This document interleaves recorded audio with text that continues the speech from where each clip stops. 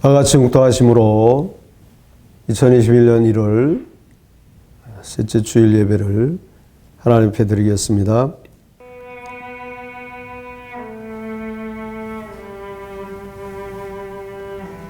여전하나 변함없는 사랑으로 저희들을 사랑해 주시는 하나님 감사합니다.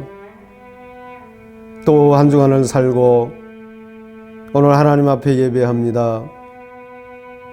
사랑의 아버지 하나님, 예배하는 자를 찾으시는 하나님, 오늘도 신령과 진정으로 하나님 앞에 예배하여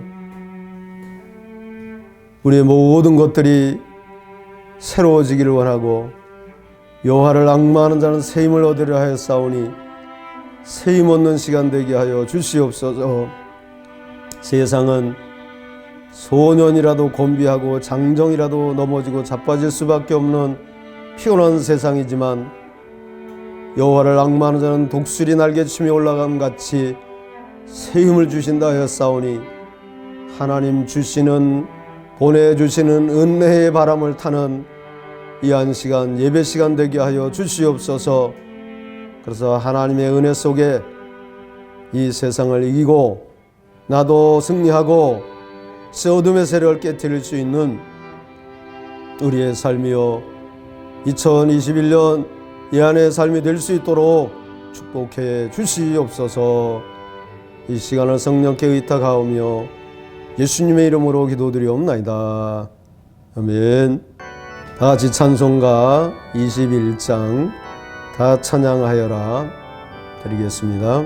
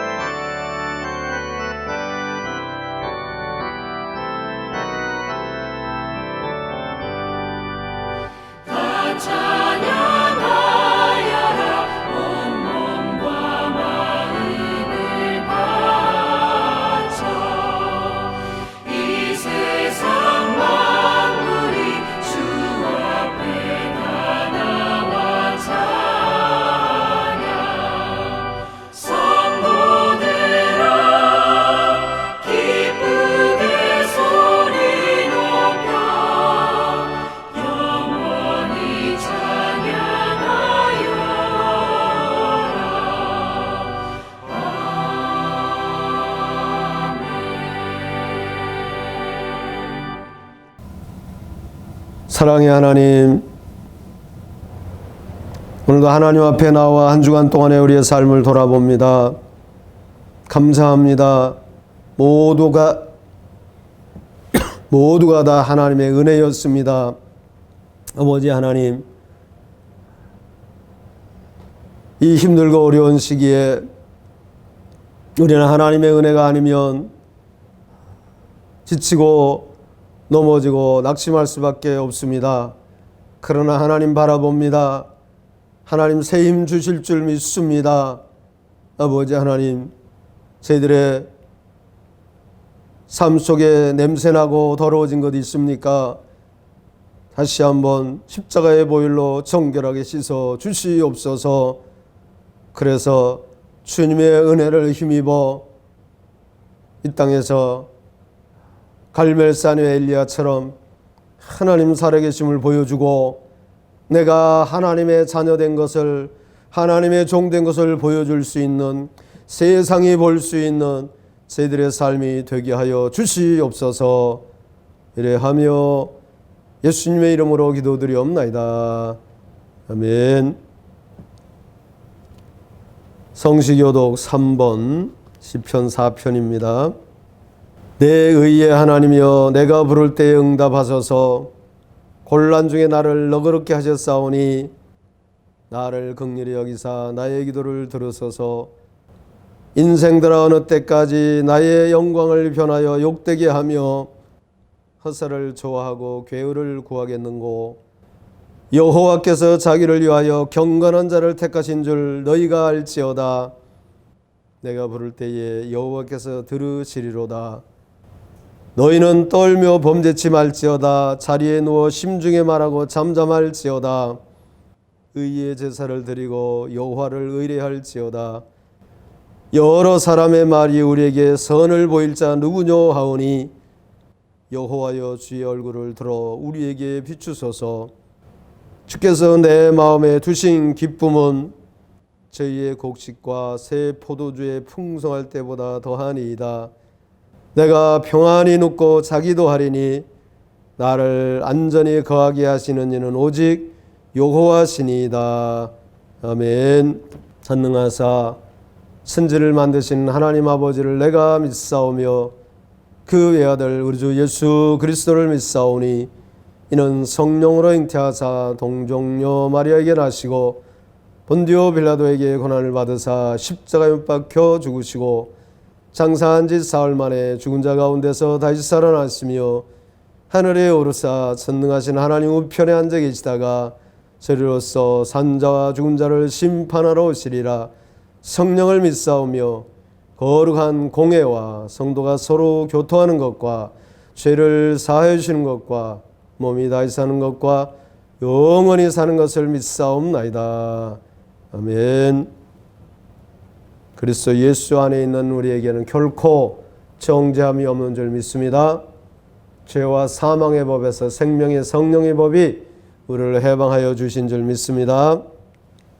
하나님 말씀 마태복음 15장 21절부터 28절까지 교독합니다. 예수께서 거기서 나가사 두로와 시돈 지방으로 들어가시니 가나안 여자 하나가 그 지경에서 나와서 소리질러 가로되 주 다윗의 자손이여, 나를 불쌍히 여기소서.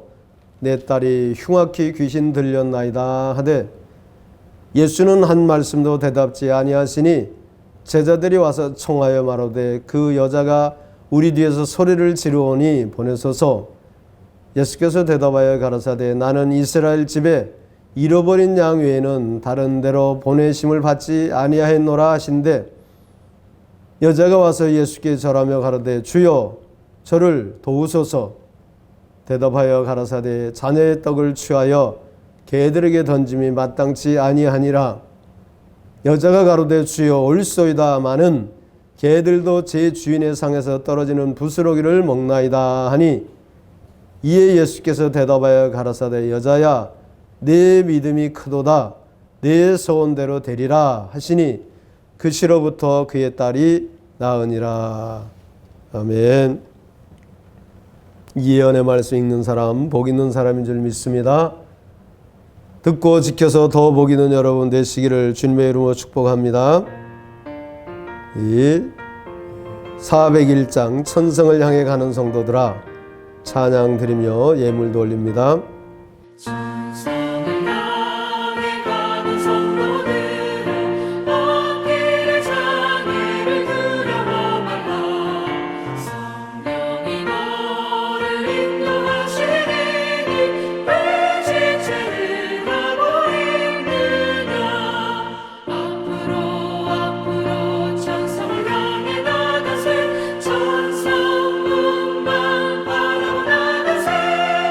Oh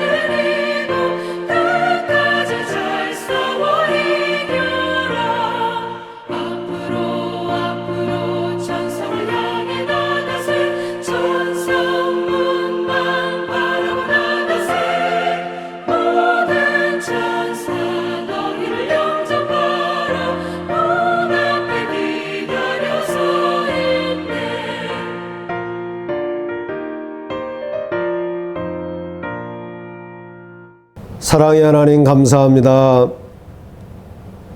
수많은 사람들 중에서 저희들을 사랑해 주셔서 하나님을 아버지라 부를 수 있었습니다. 하여 오늘도 하나님 앞에 나와 예배하며 우리의 소원을 담아 예물도 올립니다. 열의 하나를 구별해 드립니다. 받으시옵소서. 약속의 말씀대로 저들의 창고에 쌓을 것이 없도록 부어 주시옵소서. 아버지 하나님, 믿음의 고백으로 감사의 글을 올립니다. 보시고 들으시옵소서. 저들의 삶에 감사가 넘쳐나게 하옵소서.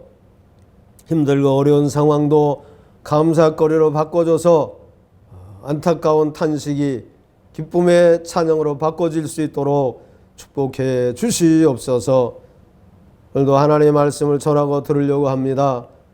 전하는 종의 입술을 붙잡아 주시고 듣는 이들의 마음에 아멘으로 화답하여 하나님께 영광, 우리 모두에게 은혜의 시간 되게 하여 주옵소서. 의뢰하며 예수님의 이름으로 기도드리옵나이다. 아멘. 봉독한 말씀에 의해서 믿음은 포기하지 않는 것이다, 이런 제목으로 잠시 같이 말씀을 나누겠습니다.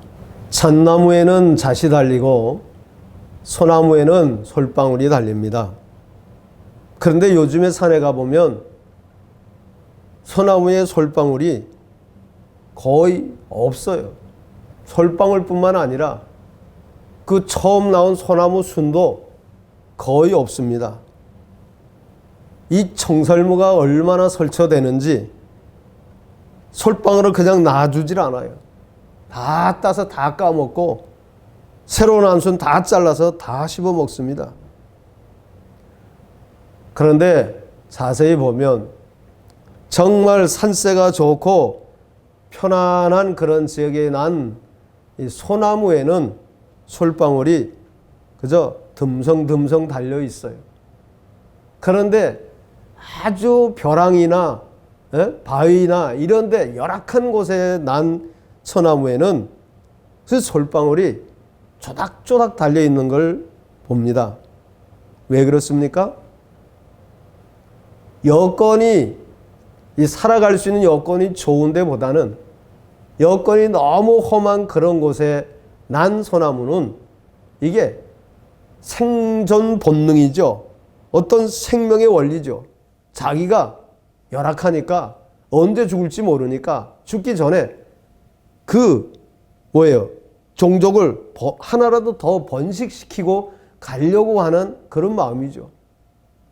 그러니까 우리가 키우는 화초나 열매 맺는 화초도, 나무도 물을 너무 많이 주는 것보다는 아주 죽지 않을 만치만 그렇게 주고 하면 열매도 더 잘 달리고 꽃도 더 화려하게 잘 핀다는 원리와도 같습니다. 그러니까 어려움은 포기하는 게 아니라 어려움은 어려울수록 더 아주 최선을 다하는 적극적인 것을 볼 수 있어요. 우리 믿음도 그런 것 같습니다. 오늘 본문도 그런 얘기를 하는 거예요. 너무 힘드니까 그 믿음이 아주 모든 걸 다 걸고 나아가는 그런 아름다운 믿음으로, 적극적인 믿음으로 바꿔지는 거예요. 얘기 하나 더 하면 하루살이는 하루를 살기 위해서, 물론 곤충학자들은 이틀 사흘 이렇게 살기도 한다고 하는데 우리 보통 하루살이는 하루 산다고 하잖아요. 그 하루를 살기 위해서 3년 동안을 물속에서 애벌레로 자란다고 합니다. 그러다가 3년쯤 되면 애벌레에서 이제 하루살이가 되는데 밖으로 나와서 하루살이가 되면은 딱 하루를 살고 죽는다는 거예요. 그러면 그 3년 동안의 물속에서 그렇게 힘들게 살다가 하루 사는 이 하루살이가 하루를, 그 귀한 하루를 어떻게 살까요? 이들은 그 하루를 보통 이제 우리가 여름철이나 늦여름에 이런 데 보면 저 들녘이나 이런 데 막 하루살이들이 모여서 바글바글바글하게 있잖아요. 그걸 이제 하루살이 군무라고 합니다. 하루살이들이 그렇게 몰려와가지고 막 노는 거예요. 축제를 벌이는 거예요. 군무를 하는 거예요. 왜? 그냥 즐기려고? 아니지요. 거기서 짝을 찾는 거랍니다. 모든 곤충이나 동물도 대부분이 그렇게 짝을 찾는데요. 뱀도 그러고. 군무를 하다가 짝을 찾아서 그 공중에서 짝짓기를 한다는 거예요. 그러면 짝짓기를 하고는 모든 힘이 다 소진되었고 떨어져서 물속에 떨어져서 땅에 떨어져서 죽는다는 거예요. 그런데 땅에 떨어져 죽기 전에 하루살이가 뭘 하고 죽느냐? 죽을 힘을 다해서 헌신의 힘을 다해서 하는 것은 알을 낳고 죽는다는 거예요. 그 몇 초 사이에 알을 낳고 죽는다는 거예요. 왜 그렇습니까? 이게 죽기까지 자기 종족을 번식하고 가는 어떤 생명의 원리이기도 하지요. 오늘 우리 본문도 사랑하는 딸을 바라보는 어미의 마음, 끝까지 포기할 수 없었던 어미의 마음, 무슨 취급을 받아도 포기할 수 없는 어미의 마음을 보면서 믿음은 포기하지 않는 것이다. 그렇게 생각을 했습니다. 여러분, 세계에서 그러면 고난을 제일 많이 겪은 나라, 겪은 민족, 어느 민족일까요? 요즘 이들은 전쟁을 하기만 하면 거의 지지 않습니다. 이기는 나라. 그리고 세계에서 돈을 제일 잘 버는 나라, 어느 나라입니까? 이 나라는 인구를 보면 전 세계의 0.2%밖에 안 돼요. 다 긁어 모아도 그저 한 2천만 명 정도밖에 안 된다는 거예요. 그런데 0.2%의 이 사람들이 노벨상은 몇 프로나 차지하느냐? 30%는 바로 이 사람들이 차지하는 거예요. 이쯤 하면 여러분 생각나죠? 누굽니까? 어느 민족입니까? 유태인입니다. 그 비결이 뭐냐? 이 사람들이 말하는, 유대인들이 말하는 그 비결. 첫째, 아이들에게 너는 사부라다 이렇게 말을 한다는 거예요. 아직 엄마의 뱃속에 태어나서 말을 배우기 전부터, 말을 배울 때부터 자라는 초등학교 과정 엄마하고 분리되는 그 순간까지 계속해서 아이에게 가르치는 말이, 주입시키는 말이 너는 사부라다. 사부라가 뭔지 아십니까? 그 열악한 물 없는 사막에서 피는 일종의 선인장. 그 선인장에서 피는 꽃, 그리고 열매를 맺히는 거. 그 선인장 꽃하고 열매를 뭐라고요? 사부라라는 거예요. 그러니까 유대인들은 자녀들에게 철저하게 이걸 가르치는 거예요. 우리가 이렇게 세계에 흩어지고 고아가 되고 나라도 잃고 이렇게 힘들게 살지만, 그러나 저 사막에 나는 저 선인장이 꽃을 피우고 그 열악한 가운데서 열매 맺는 걸 봐라. 우리는 그런 민족이다. 너는 사부라다. 나는 너라고 하는 아이를 낳아놓고는 나는 너라고 하는 아이를, 너라고 하는 열매를 맺기까지 절대로 나는 포기할 수가 없었다. 인고의 세월을 나는 견뎠다. 그래서 난 그 꽃이, 그 열매가 바로 너다. 아이에게 그렇게 얘기를 한다는 거예요. 그러니 너도 끝까지 살아남아서 사막의 사부라처럼, 선인장처럼 끝까지 살아남아서 꽃을 피워라. 열매를 맺어라. 그리고 네 자녀를 또 낳거든 그렇게 얘기를 해줘라. 이 얘기를 한다는 거예요. 그러니 이 아이들이 얼마나 강한 생존 본능이 생기겠습니까? 그게 아예 뇌리에 새겨지는 거죠. 또 하나, 유대인들은 너는 사부라다. 두 번째, 너는 요나다. 우리는 요나 민족이다. 이렇게 얘기를 한다는 거예요. 뭐 요나는 그렇게 썩 좋은 선지자는 아닌데, 그런데 이 사람들이 얘기하려는 건 뭐냐? 요나를 바다에 집어 던졌더니 죽었습니까? 살았어요. 요나가 고기 뱃속에 고기에 삼켰는데 죽었습니까? 살았어요. 요나가 사막에 가도 살고 저 적국 나라에 가서 뛰어다니면서 말씀을 전해도 살았어요. 끝까지 살아남은 요나처럼 바닷속에 들어가고 고기 뱃속에 들어가고 사막에 떨어지고 적국에 떨어져도 살아남으라는 거예요. 애굽에 팔려가든 바벨론에 잡혀가든 살아남으라는 거예요. 끝까지 살아남은 민족이 됐잖아요. 여기 오늘 본문에 다윗의 자손 예수여 내 딸이 흉악히 귀신 들렸나이다 불쌍히 여기서 소리질러도 예수님 뭐라 그러셨어요? 아무도 대답 안 했어요. 이거 뭐죠? 무시하는 거예요. 그래도 소리를 지르니까 나는 이스라엘의 잃어버린 양 외에는 번뇌를 받지 않았다. 이거 뭐죠? 차별을 하는 거예요. 무시당합니다. 차별당합니다. 그래도 포기하지 않잖아요. 뭐라고 말씀합니까? 자녀의 떡을 뺏어서 개에게 던지는 게 마땅치 않다 그러죠. 이건 뭡니까? 개 취급하는 거예요. 그래도 어떻게 했어요? 포기하지 않았어요. 오히려 맞다 그러면서 달려들었지 않습니까? 그래서 어떻게 됐습니까? 귀신 들려 옷 다 벗어 던지고 물에도 불에도 자빠지고 넘어지는 그 딸을 어떻게 했어요? 고쳤어요. 포기하지 않은 이 어미가 귀신 들린 딸을 고쳤어요. 그래서 저는 오늘 제목을 믿음은 포기하지 않는 것이다. 왜 믿음은 포기하지 않는 것이냐? 믿음은 어떤 저주를 받고 어떤 상황에 왔다 할지라도 그 믿음만 있으면, 하나님 믿는, 하나님 바라보는 그 믿음만 있으면 어떻게 할 수 있어요? 살아날 수 있기 때문에, 바꿔질 수가 있기 때문에, 역전이 될 수 있기 때문입니다. 그러니까 믿음은 포기하는 게 아니에요. 믿음은 신의 선물을 받는 통로입니다. 믿음은 신의 마음을 움직일 수 있는 센서예요. 믿음은 하나님의 마음을 열 수 있는 비밀번호예요. 여러분, 그러니까 우리는 이 믿음을 가지고 아무리 흉악하고 아무리 거칠고 큰 골리앗 같은 세상하고 맞짱을 떠도 어떻게 할 수 있습니까? 이길 수 있는 비밀병기예요. 2021년 이 한해는 다시 한번 이 비밀병기를 장착하시길 바랍니다. 날마다 이 비밀병기를 업그레이드 시키길 바랍니다. 그래서 인생의 승리자가 되십시오.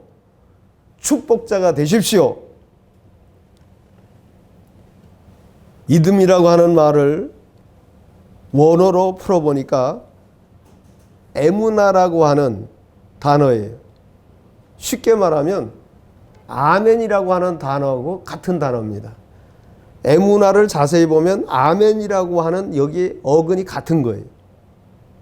그래서 사전에 보니까 확고하다, 안전하다, 신뢰하다, 정직하다, 신실하다, 진실하다, 이게 에무나, 믿음이라고 하는 단어에 있는 사전적인 의미입니다.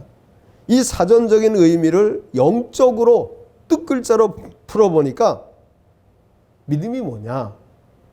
저주받은 인간이 예수 그리스도의 피 흘림을 믿음으로 구원받는다. 예수를 믿음으로 저주가 축복으로 바뀐다. 이게 단어 속에 숨어 있는 비밀이고 영적인 의미입니다. 자, 저주받은 인간이 예수 그리스도의 피 흘림을 바라보고 믿음으로 완전히 바꿔지는 이 사실을 안 사람, 참 깨달은 사람 포기하겠습니까? 포기 안 하죠. 그러니까 끝까지 포기하지 않는 이유가 바로 여기 있는 거예요. 사실 요즘에 대학 안 나온 사람 있습니까? 박사학위 아주 허다하지 않습니까? 어떤 사람 박사학위를 몇 개씩 갖고 있는 사람도 있더라고요. 그런데 중요한 건 그렇게 많이 알고 잘 알고 많이 배웠다, 그게 중요한 게 아니고 정말 중요한 건 뭐냐? 이게 영원한 생명의 길이다. 여기에 길이 있고 진리가 되고 생명이다. 그게 바로 예수 그리스도다. 이걸 아는 거예요. 내가 곧 길이요 진리요 생명이 나로 말미암지 않고는 아버지께로 올 자가 없느니라 하시지 않았습니까? 그러니까 많이 안다고 배웠다고 중요한 게 아니고 이 사실을, 이 진리를, 이 길을 아느냐 모르느냐, 여기에서 죽음과 생명이 왔다 갔다 하는 거예요. 어떤 사람이 옛날에 선비가 강을 건너야 되는데 그러면 그 뱃사공이 이렇게 그 강을 건너줘야 건너지 않습니까? 그래서 저 중국에서 한 선비가 이제 배를 타고 그 넓은 강을 건너갑니다. 선비가 사공에게, 그 노젓는 사공에게 물었어요. 그래, 자네는 이렇게 배를 젓는 사공 일을 하는데 어떻게 글을 지어본 적이 있는가? 글을 지을 줄 아는가? 이렇게 물었어요. 근데 뱃사공이 뭐 글을 지을 줄 알겠어요? 아, 모릅니다. 그러니까 그 선비가 할 말이 허허, 세상 맛을, 사는 맛을 모르는구먼, 이랬어요. 이렇게 무시를 했어요. 그리고 조금 가다가 선비가 또 묻습니다. 자네는 공맹을 아는가? 공자와 맹자를 아느냐, 이 말이. 모릅니다. 그러니까 하는 말이 저런, 자네는 인간의 도리가 뭔지를 모르겠구먼. 또 이렇게 무시를 해요. 그리고 또 한참 가다가 또 묻습니다, 선비가. 그럼 자네는 글을 읽을 줄은 아는가? 그랬더니 그 사공이 하는 말이 아닙니다. 까막눈입니다. 저는 글을 모릅니다. 이렇게 얘기를 했어요. 그랬더니 너무 한심하다는 걸로 혀를 차면서 아니 자네 그러고도 인생이라고 할 수 있는가? 왜 사나? 이렇게 비아냥거렸어요. 그런데 그때쯤 무슨 일이 생겼느냐, 갑자기 배가 틈이 생기더니 물이 막 갈라져갖고 오르기 시작하는 거예요. 배가 점점 가라앉아 갑니다. 선비도 사공도 막 당황을 하죠. 그 다급하게 이 사공이 선비에게 묻습니다. 선비님 헤엄칠 줄 아십니까? 그랬더니 선비가 뭐라고요? 아, 나는 헤엄칠 줄 모르네. 그러니까 이번에는 그 사공이 선비를 보고 하는 말이 그럼 선비님 죽은 목숨입니다. 이렇게 얘기를 하더라는 거예요. 여러분, 우리가 이 세상에 살다가 정말 암초와 같은, 배가 침몰하는 것 같은 암담한 그런 상황을 만날 때가 있어요. 그때 그 많은 지식이 나를 살려줄 수 있을까요? 그때 내가 받은 학위가 나를 살려줄 수 있을까요? 아무리 많은 지식을 갖고 있더라도 자기 목숨 하나 건지지 못한다면 그게 무슨 소용이 있겠습니까? 하지만 여기 에무나라고 하는 이 믿음, 하나님의 시각을 가진 사람, 하나님의 관점을 가지고 세상을 볼 수 있는 사람, 그 사람은 절망 너머의 희망을 볼 수 있는 거예요. 지금은 내가 절망의 바닥에 떨어지지만 나는 반드시 역전한다, 일어난다. 폭풍만 보는 게 아니라 폭풍 위에 저 높이 있는 태양을 보는 겁니다. 여러분, 지옥은 무적행이라고 하는 말은 밑이 끝이 없다는 말이에요. 바닥이 없어요. 계속해서 떨어지기만 하는 게 그게 무적행이에요. 그게 지옥이에요. 그래서 지옥에 떨어지는 사람은 희망이 없는 거예요. 다시 일어날 수가 없는 거예요. 소망이 없는 거예요. 그런데 내가 살아가고 있는 이 세상에는 아무리 우리가 실수를 하고 실패를 하고 넘어져도 뭐합니까? 바닥이 있어요. 다시 말해서 이 세상을 살아가고 있는 동안에는 기회입니다. 때로는 넘어지고 자빠지고 끝장난 것 같지만 그러나 바닥이 있다는 얘기예요.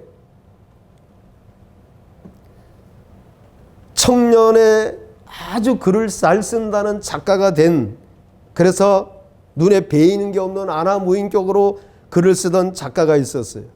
그 사람이 누구냐? 도스토예프스키라고 하는 사람이에요. 그런데 이 사람이 어떤 문제로 휘말려갖고 저 시베리아에 있는 강제 수용소에 그만 갇히게 됐어요. 형을 받게 됐어요. 그래서 낮에는 강제 노동을 해야 되고 밤에는 그 추위와 외로움과 도대체 몇 년이나 여기 있어야 할런지 기약 없이 거기서 싸우고 있는 거예요. 그러다가 어느 날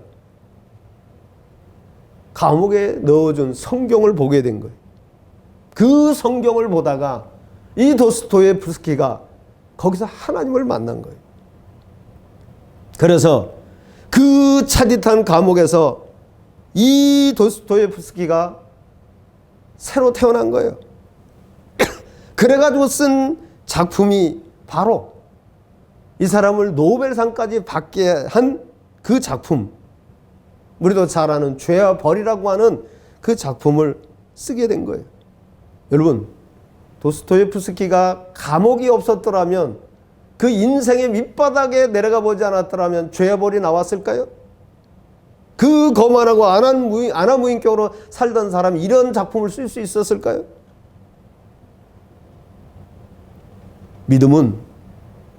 그러므로 믿음은 포기하지 않는 겁니다. 우리가 어떤 일로 인해서 바닥에 떨어졌다 하더라도 우리가 내가 살아있는 동안은 뭐다? 기회입니다. 하나님이 주신 기회예요. 그러니까 우리는 포기할 수가 없는 거예요. 그 기회를 붙잡으시기 바랍니다. 믿음이 뭐냐? 믿음은 마이너스를 플러스로 바꾸는 힘이 있어요. 왜 그러냐? 남이 보지 못하는 것을 볼 수 있기 때문이에요. 보십시오. 똑같이 서서 저 창밖을 바라보지만 어떤 사람은 창 너머에 있는 창문 밖에 저 너머에 있는 석양을 보며 그 아름다운 석양을 보며 감탄을 하지만 어떤 사람은 창밖을 보며 창문에 묻어있는 유리에 묻어있는 먼지만 볼 수 있어요. 두 사람이 청소를 하는데 한 사람은 거기에 막 별별 오물들이 쓰레기들이 떨어져 있으니까 불평을 합니다. 야, 뭐 치우는 놈 따로 있고 버리는 놈 따로 있냐? 왜 이렇게 쓰레기를 함부로 버리냐? 힘들게. 그러다가 뭐 근사한 차나 하나 지나가면 뭐라고 합니까? 뭐 어떤 노자 밑에 니으면 뭐 이렇게 청소를 하고 어떤 여자 밑에 니으는 저렇게 좋은 차 타고 가고 야, 세상 참 어쩌고 저쩌고 안 하겠어요? 그런데 한 사람은 같이 청소를 하면서 뭐라고 말을 하느냐? 나는 하나님의 정원을 가꾸는 이 위대한 정원의, 이 아름다운 정원의 정원사다. 이렇게 말을 하면서 휘바람을 불면서 청소를 할 수 있는 거예요. 즐겁게. 여러분, 누가 마이너스를 플러스로 바꿀 수 있습니까? 누가 마이너스 같은 인생을 플러스 인생으로 바꿉니까?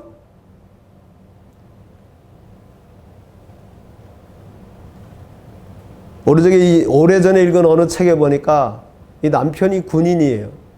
그것도 저 중동 사막 지역에 거기 파견을 나가 있는 거예요. 장교인데.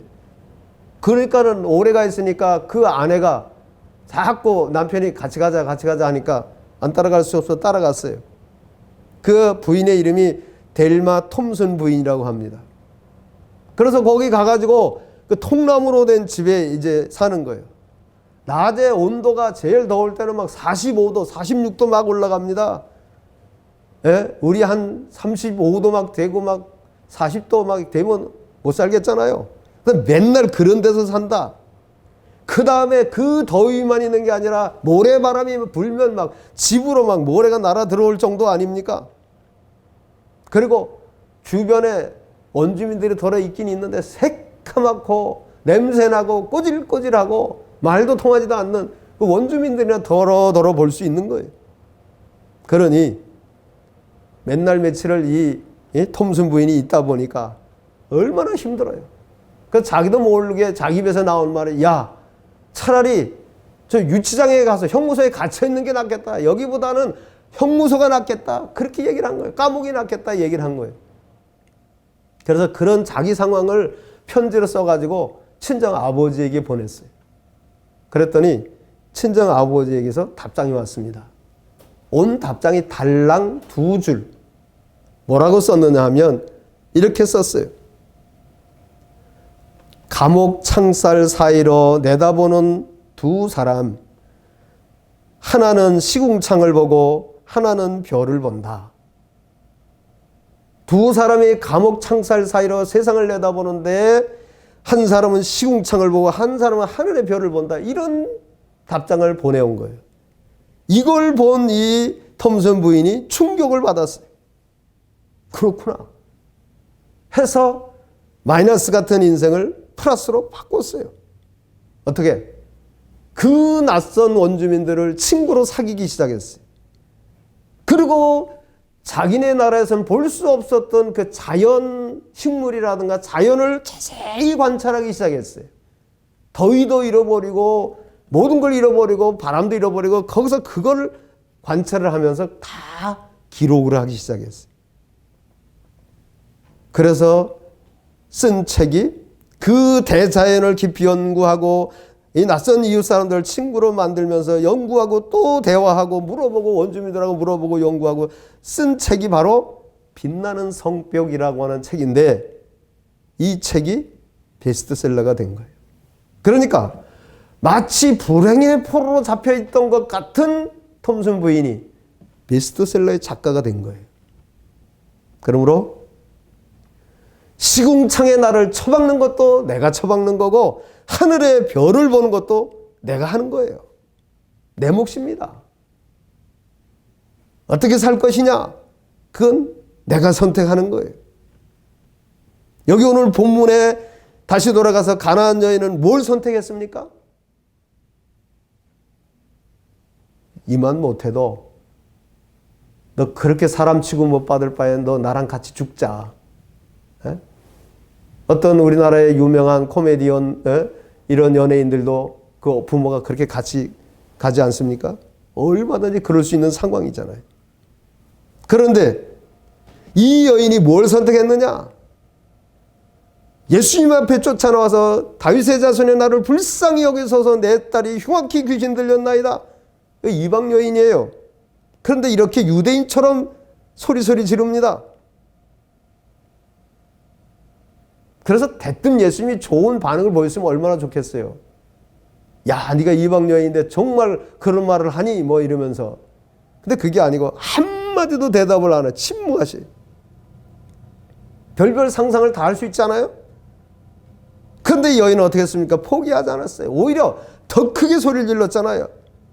그랬더니 예수님이 한마디 하긴 하는데 나는 이스라엘의 잃어버린 양에는 보냄을 받지 않았다 하면서 인간 차별을 하는 거예요. 도대체 예수는 그럴 뿐이 아닌데 인간 차별을 하는 거예요. 너 같은 이방인 아니라는 거예요. 그럼 어떻게 했습니까? 포기했습니까? 아니잖아요. 어떻게 했습니까? 이번엔 더 가까이 와서 땅에 엎드려 절을 하면서 도움을 청했죠. 그런데 그쯤 되면 쫓아가서 일으켜주면서 칭찬할 만도 안 돼. 어떻게 했습니까? 아예 사람을 깔아뭉겼어요. 질근질근 밟아버렸어요. 뭐라고요? 내 아이가 먹고 있는 떡을 뺏어서 개에게 던지는 게 마땅하냐? 이렇게 말했어요. 원색적으로 표현하면 너는 개 같은 여자 밑에 니은이다 이런 표현 아닙니까? 근데 이 여인은 그래도 포기하지 않고 한 수 더 뜹니다. 옳습니다. 맞습니다. 그렇습니다. 많은 개들도 주인의 상에서 떨어지는 부스러기를 먹나이다. 이게 다른 복음서에 보면 뭐라고 표현을 했느냐 하면 내 떡을 자녀의 떡을 뺏어서 개에게 던지는 게 마땅치 않다 이렇게 예수님이 말씀하니까 이 여자가 그 개도 자녀가 흘리는 부스러기를 먹나이다. 주인의 상에 떨어지는 부스러기를 먹나이다 정도가 아니라 그 개는 개 취급을 했습니까? 맞습니다. 개는요. 주인의 아이들이 아이들이 먹다 떨긴 그 부스러기라도 개들이 주워 먹지 않습니까? 그러니까 그런 거라도 조금이라도 나에게 좀 달라는 거예요. 끝까지 포기하지 않는 이 여인의 믿음 아닙니까? 이쯤 얘기할 때 여인이 그냥 얘기했을까요? 울면서 얘기했을 겁니다. 울먹울먹 하다가 울음이 터져 나오면서 얘기를 하지 않았을까요? 악착같이 마치 한 번을 물더니 물고 놓지 않는 그런 모습 아닙니까? 그랬더니 이 말까지 들은 예수님에게서 놀라운 반전이 일어나잖아요. 뭐라? 여자야, 내 믿음이 크도다. 내 세운 대로 되리라. 할렐루야. 큰 믿음, 소원을 이룬 믿음, 칭찬받는 믿음, 기적을 이루는 믿음, 이런 사람이 되려면 어떻게 해야 됩니까? 이 말씀 속에서 우리가 찾아볼 수 있는 것은 그릇을 키워야 돼요. 이 여인은 그릇이 커진 거예요. 그 고난 속에서 예수님을 만나면서 자기의 그 생각을 비우고 예수님께만 바라보는 그 그릇이 커졌잖아요. 일본에 가면은 관상어 중에 고이라고 하는 고기가 있대요. 어항에서 키우면 어항 안에서 클 수 있는 뭐 한 15cm라고 하면 더 이상 크질 않는데, 연못에 넣으면 연못에 클 수 있는 30cm, 50cm까지 또 큰데요. 근데 그 고이라는 고기를 강에다 갖다 놓으면 1m 이상으로 클 수 있다는 거예요. 내가 하나님 앞에 바라보는 비전만큼, 꿈만큼, 그러니까 어떻게 해야 돼요? 그릇을 키워야 돼요. 그 사렙다 과부가 엘리야를 대접을 하고 하니까 이거 먹고 우리 아들하고 마지막으로 죽으려고 하는 마지막 음식이라고 하니까 나한테 달라 그랬잖아요. 먹였어요. 그러면서 뭐라 그럽니까? 너희 집에 기름이 얼마나 있느냐? 조금밖에 없다니까. 그럼 이웃 동네 다니면서 그릇 빌려고 그래요. 그래서 그릇을 빌려다가 방에다 꽉 채워놓고 그 다음에 그 기름병 갖다 부으라는 거예요. 부으니까 붓는데 기름병에 기름이 떨어지지 않고 그릇마다 꽉꽉 차요. 다 채웠어요. 그래서 뭐라고 합니까? 아들 보고 또 없느냐? 그러니까 답니다. 그제서 기름이 떨어졌다는 거예요. 끝났다는 거예요. 준비한 그릇만큼 채워지는 거예요. 여러분, 여러분의 그릇은 어느 정도 준비하고 있습니까? 여러분의 비전은 전지전능하신 하나님 앞에 여러분이 원하는 크기는, 사이즈는 어느 정도 되기를 원하십니까? 두 번째는, 첫째는 그릇을 키워야 되고, 이렇게 큰 믿음, 소원을 이룬 믿음, 칭찬받는 기적을 이룬 믿음의 사람이 되려면 기대감을 가지고 하나님 바라봐야 돼요. 하나님의 약속을 붙잡고 2021년도에 내게 주신 약속의 말씀이 있지 않습니까? 그걸 기대하며 바라봐야 돼요. 카네기가, 유명한 작가 카네기가 이 배그림을 이렇게 그려놓고 한 말이 있죠. 뭐라고요? 반드시, 그 밑에 쓴 글자가 반드시 밀물이 오리라. 그날이 오면 나는 바다로 나가리라. 이게 뭐죠? 기대하는 거예요. 하나님이 자기를 세계적인 어떤 작가로 키워주실 때 자기는 온 세상이 자기의 이 뭔가 그라운드가 된다는 얘기 아닙니까? 진짜 그렇게 됐죠. 우리나라에도 이 카네기 이 사람이 쓴 책이 얼마나 많이 있습니까? 기대하십시오. 전능하신 하나님을 바라보십시오. 그 하나님을 향해 손을 드십시오. 세 번째로, 이 여인에게는 딱 한 가지 간절한 소원, 뭐죠? 딸을 고치는 거예요. 그래서 그것만 가지고 무시를 하던 개취급을 하던 질근질근 밟던 어떡합니까? 끝까지 간절히 나아갔잖아요. 오늘 우리도 그렇게 하나님 앞에 내가 정말 간절히 바라는 그 한 가지를 가지고 모든 걸 거십시오. 틀림없이 그 간절함이 하나님 앞에 상달되어서 포기하지 않을 때 하나님이 베풀어 주신 놀라운 은혜를 경험하게 될 줄로 믿습니다. 2021년이 그 한 해가 되기를 바랍니다.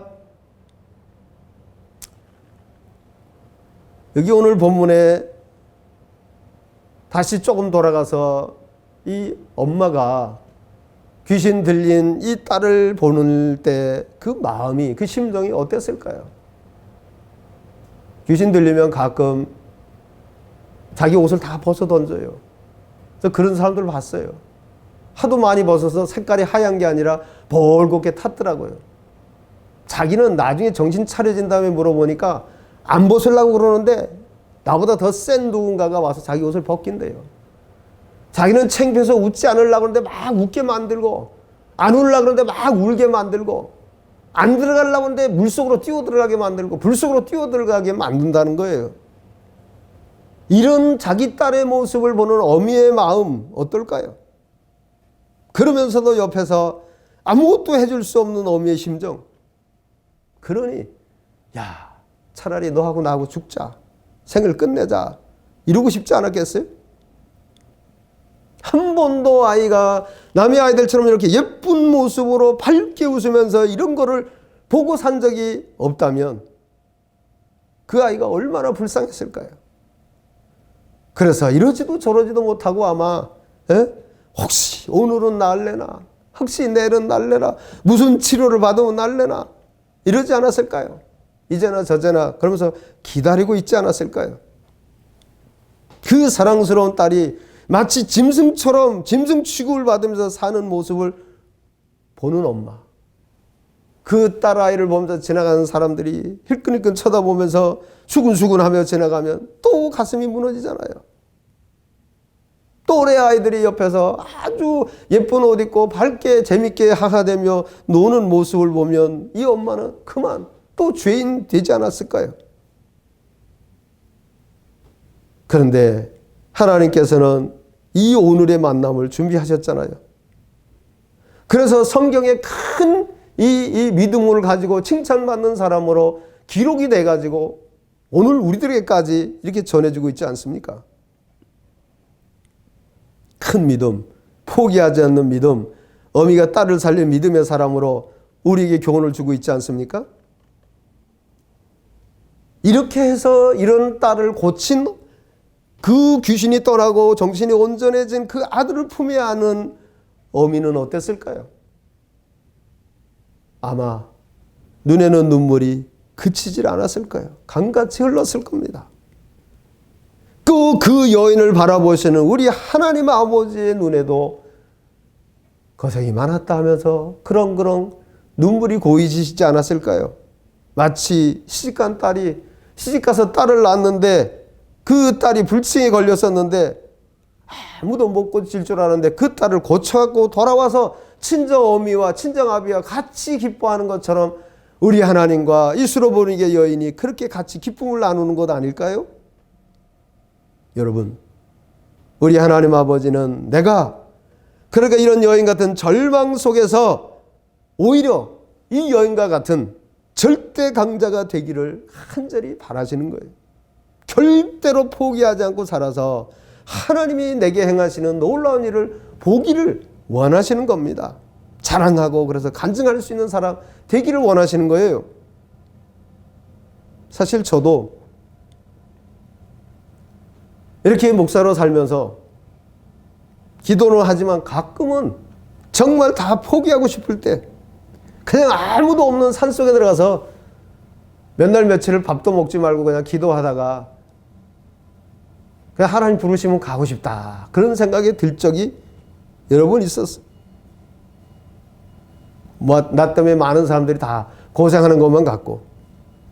그런데 또 생각해 보면 또 하나님 앞에 엎드리면 그건 내 생각이고 하나님이 부르시는 그 순간까지 절대로 포기할 수가 없어요. 현재 어떤 상황이나 환경을 보고 포기할 수가 없어요. 왜? 내가 살아있는 동안은 뭐예요? 다 하나님이 주신 기회이기 때문에 포기할 수가 없는 거예요. 다시 말해서 예수님이 나를 포기하지 않으셨는데 나도 포기했다. 이렇게 한 말, 너 이제 목사 관둬라. 이러면 그만두겠죠. 그게 아니기 때문에 포기할 수 없어. 오히려 나를 위해서 나 같은 존재를 십자가를 지고 죽으셨잖아요.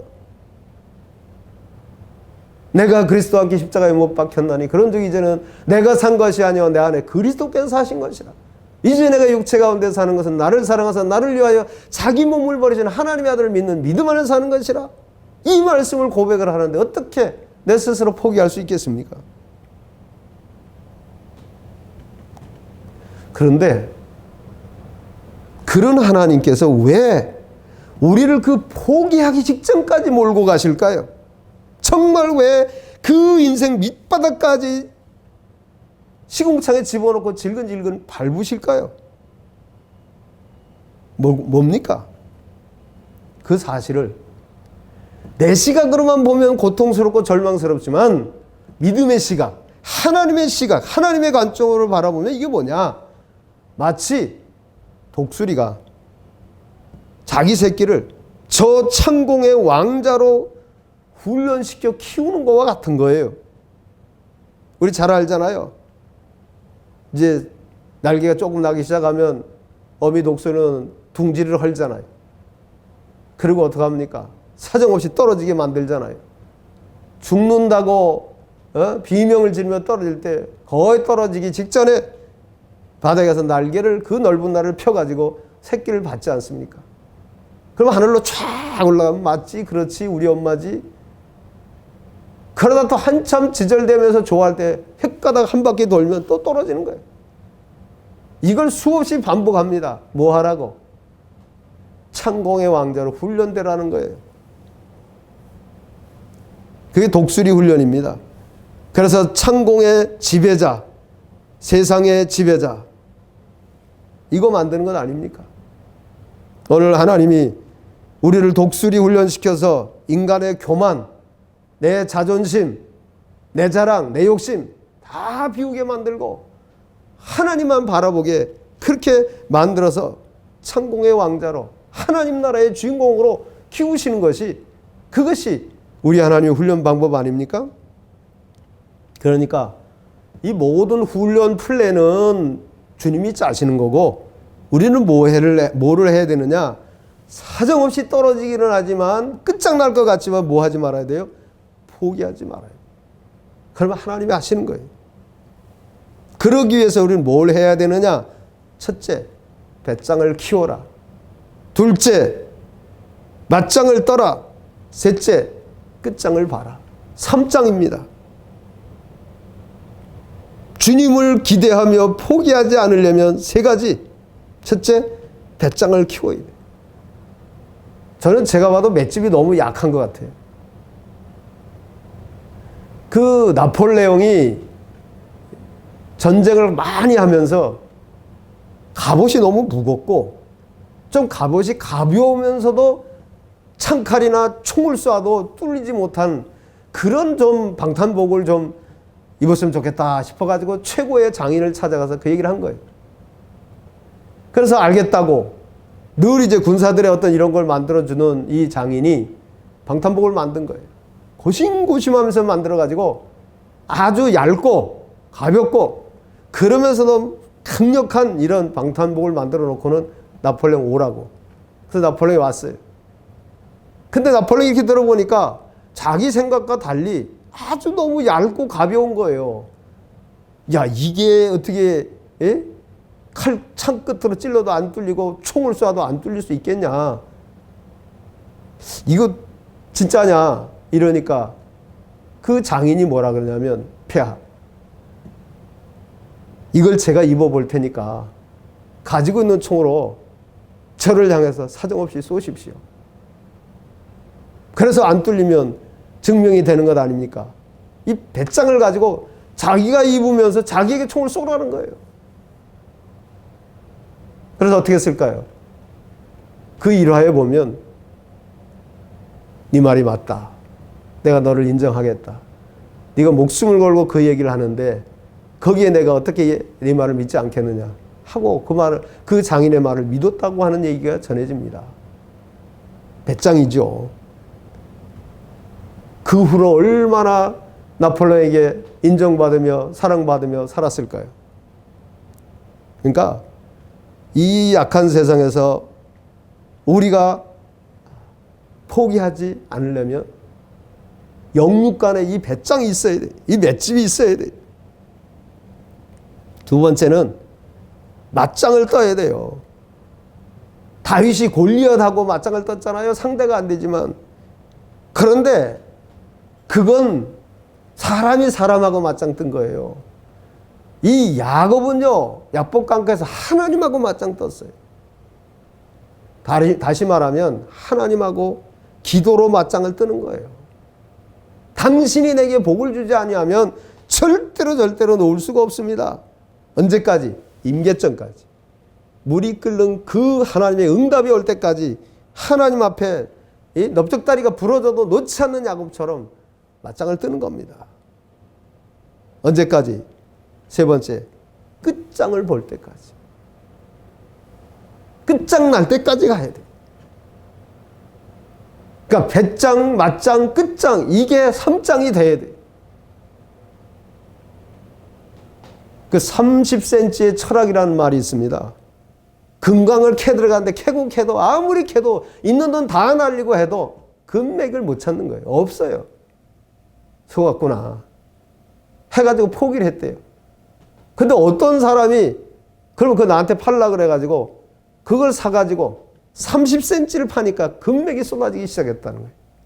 이게 뭐죠? 끝장을 보지 못한 거예요. 저 아프리카 원주민들이 비가 안 오면 기우제를 지내는데 이 사람들이 기우제를 지내면 반드시 비가 온대요. 왜? 비가 올 때까지 지내니까. 끝장을 보는 거죠. 오늘 우리도 갈멜산의 엘리야가 7번 기도해서 조각구름이 떠온 것처럼 하나님의 사인이 온 것처럼 7번 아니라 70번이라도 안 왔으면 엘리야는 계속해서 기도했을 거예요. 그렇게 하나님의 응답이 올 때까지 기도하여서 매달려서 하나님을 향하여 손을 들어서 그 믿음 가지고 내 믿음이 크도다. 내 소원대로 되리라. 할렐루야. 그렇게 응답받는 여러분 되시길 바랍니다. 올해는 그래서 하나님이 복에 복을 더하사 지경이 넓어지는 여러분 되시길 바랍니다. 하나님이 당신의 손으로 붙잡아 주셔서 모든 환난, 근심, 걱정, 근심이 사라지고 여러분이 구하는 것이 다 하나님께서 허락하시는 응답받는 한 해가 되기를 주님의 이름으로 축원합니다. 할렐루야. 우리 다 같이 주님 뜻대로 살기로 했네. 찬양 부르고 하시면서 기도하겠습니다.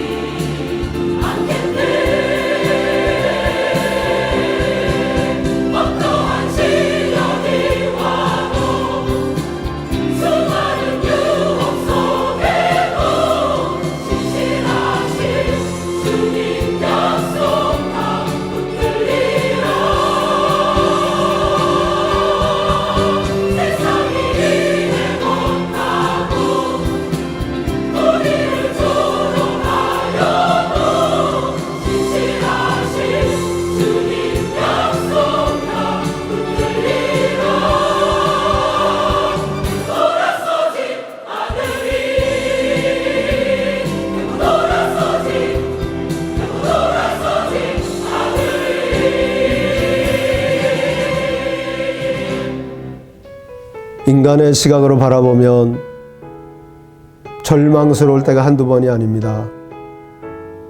그런데 그 절망을 하나님의 시각으로 바라보면 은혜 받을 때가 가까이 온 것을, 이제 저 모퉁이만 돌면 곧 하나님의 은혜를 힘입을 수 있는 그때가 다가온 것을 우리가 볼 수 있습니다.